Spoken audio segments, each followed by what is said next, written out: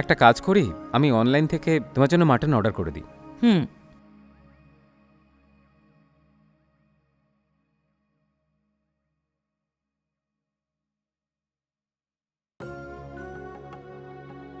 হুম, 1 kilo mutton order করে দিয়েছি আমি, ঠিক আছে? 10 মিনিটে চলে আসবে। ওকে না? ঠিক আছে। আমি আসি তাহলে। হুম। আসছি বাবা।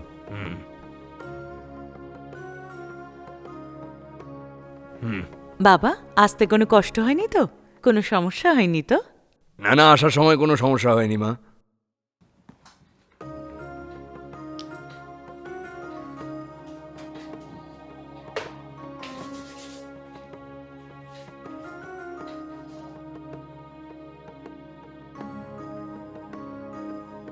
বাবা, আপনার শরীর কেমন আছে? ঠিক আছে তো? হ্যাঁ হ্যাঁ, এখন তো ঠিকই আছি। আপনি সময় মতো ওষুধ খাচ্ছেন তো?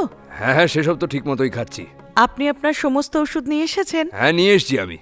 বাবা, আমি অফিসের জন্য বেরোচ্ছি। আচ্ছা, সাবধানে যাস বাবা। হ্যাঁ ঠিক আছে বাবা। আচ্ছা সীতা, আমি আসছি। দরজা বন্ধ করে দিও তুমি, হ্যাঁ? হুম।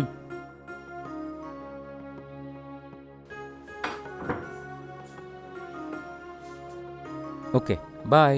বাই।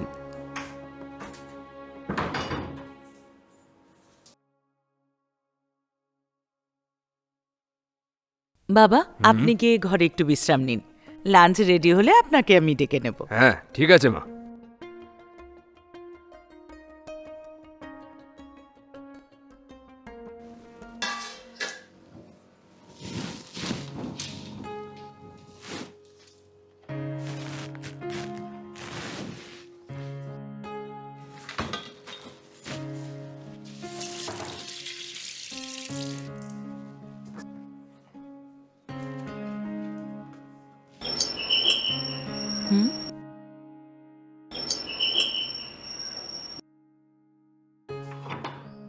ম্যাডাম, আপনার অর্ডার। হুম।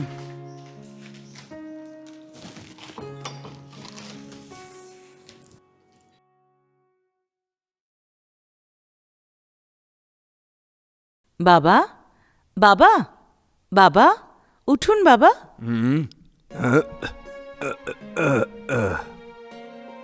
কি হয়েছে মা? রান্না হয়ে গেছে, আপনি খেয়ে নিন। এত তাড়াতাড়ি তৈরি হয়ে গেল? হ্যাঁ বাবা, চলুন।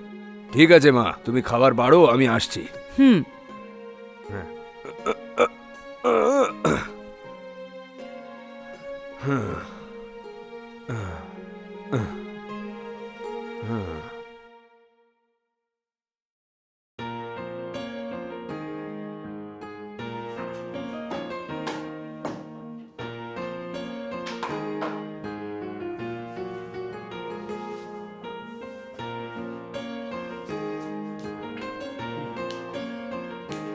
ব্যাস মা, ব্যাস। আচ্ছা।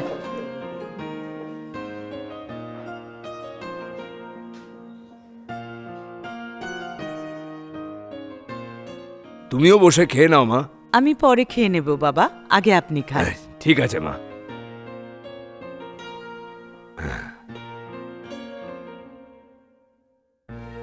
বাবা। হুম, কি মা, খাওয়া হয়েছে? হ্যাঁ, আমার খাওয়া হয়ে গেছে। আচ্ছা মা, আমি কালকেই গ্রামে ফিরে যাব। কি হলো বাবা, কালই চলে যাবেন কেন?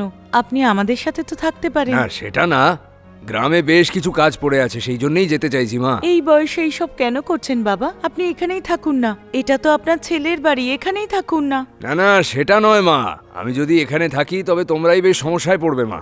আমাদের আপনার জন্য কোনো সমস্যা হবে না বাবা, আপনি এখানেই থাকুন, ঠিক আছে? ঠিক আছে, তোমার স্বামীকে আসতে দাও, তারপর এই ব্যাপারে কথা বলছি। আপনি বরং একটা কাজ করুন, গিয়ে আপনি বিশ্রাম নিয়ে নিন। ঠিক আছে মা। দেখুন বাবা, আপনার যা কিছু চাই সংকোচ না করে আমায় বলবেন, আমি আপনাকে দেব। আপনার ছেলে আমায় বলেছে আপনার খেয়াল রাখতে, তাই যা কিছু চাই আমাকে বলবেন। হ্যাঁ, ঠিক আছে মা। ঠিক আছে বাবা, আপনি গিয়ে একটু বিশ্রাম নিয়ে নিন। হ্যাঁ ঠিক আছে। হ্যাঁ।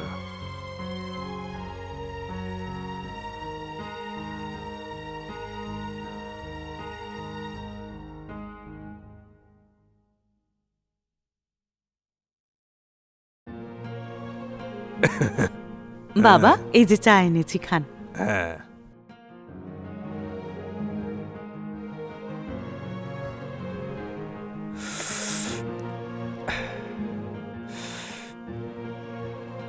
বাবা চা কেমন হয়েছে? হ্যাঁ, চাটা বেশ ভালো হয়েছে মা। ধন্যবাদ বাবা, আপনি চাটা খান।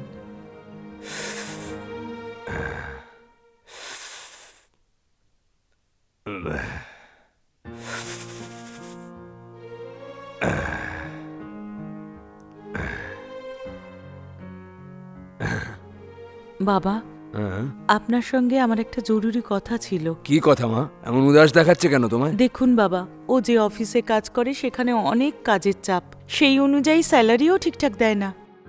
এই কথা? হ্যাঁ বাবা, সেই জন্য আপনার ছেলে নিজের একটা বিজনেস করতে চায়। তাই আপনি যদি ব্যাংকে যে এফডি করা আছে সেই টাকাটা ওকে দেন তাহলে বিজনেস শুরু করতে একটু সুবিধা হবে। প্রত্যেক মাসে আপনাকে আমরা ইন্টারেস্ট দেব, আর 6 মাসের মধ্যে সমস্ত টাকা ফিরিয়ে দেব। এ কি তোমরা হঠাৎ এমন কথা বলছো? ওই ফিক্সড ডিপোজিটের ভরসাতেই আমি জীবনটা চালাচ্ছি মা। এসব কি বলছেন বাবা? আপনার যা কিছু চাই সেগুলো আমরা দেব। আপনার গ্রামে একলা থেকে কষ্ট করার কোনো প্রয়োজন নেই। আপনি আমাদের সঙ্গে থাকুন। আপনি যদি আমাদের সঙ্গে থাকেন তাহলে আপনার টাকার কোনো প্রয়োজন পড়বে না বাবা। না মা, শহরের জীবনটা আমাদের মতন মানুষদের জন্য নয় মা। কিছুদিন এখানে থাকার পর যখন আমি গ্রামে ফেরত যাব না, তখন খরচা চালাতে ওই টাকাটাই আমার কাজে আরে আসবে। না না বাবা, আপনার গ্রামে যাওয়ার প্রয়োজন নেই। আপনি আমাদের সঙ্গে থাকুন। আপনার কোনো কিছুতে খামতি রাখবো না বাবা। আপনার ছায়া মাথার উপর থাকলে আমরাও একটু সাহস পাবো বাবা। দয়া করে আপনার এফডিতে যে টাকাটা আছে সেটা আপনার ছেলেকে দিয়ে নতুন ব্যবসা শুরু করতে সাহায্য করুন। 6 মাসের মধ্যে ইন্টারেস্ট সমেত আপনার টাকা শোধ দিয়ে দেব। ঠিক আছে মা, আমি দেব। অনেক অনেক ধন্যবাদ আপনাকে। আপনার এই উপকার ভুলবো না। কোনো ব্যাপার না মা। আচ্ছা, এফডিতে আপনার কত টাকা জমা আছে? এই মোটমাট ধরো 10 লাখের কাছাকাছি হবে মা। সত্যি খুব সুবিধা হবে।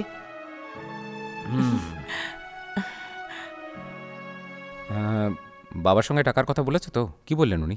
টাকা দিতে রাজি হয়েছেন। তাই? তাহলে এরপরে কি করতে হবে? সবার আগে তুমি তোমার বাবাকে নিয়ে গ্রামে যাও, আর ব্যাংকে যে টাকাটা আছে সেটা তুলে নিয়ে গাড়ি ধরে তাড়াতাড়ি এখানে চলে সে এসো। তো ঠিক আছে, কিন্তু উনি এখানে থাকলে তোমার কোনো প্রবলেম হবে না তো? সত্যি বলতে কি, কোনো সমস্যা হবে না। আগে তুমি ব্যাংক থেকে সমস্ত টাকা তোলো। ঠিক আছে ঠিক আছে।